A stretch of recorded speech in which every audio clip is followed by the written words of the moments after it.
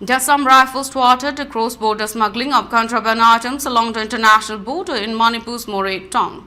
The security personnel recovered one sack containing clothes of different sizes, 2 sacks of Burmese Erica nut, 380 packets of mosquito repellent, 96 cans of energy drink, 40 packets of noodles, Erica nut, 120 kg gourd, rupees 54,000, and 71 bottles of liquor tied with a canbo bike.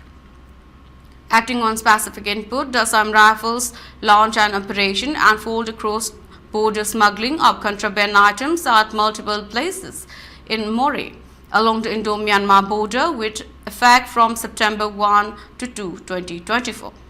Investigation into the matter is underway and further details are awaited. Earlier last month, the Assam Rifle had seized 1,20,000 yaba tablets worth rupees 19 crore at Agartala's Shalbagan. As per the security personnel, an individual was also arrested along with a Bolero vehicle.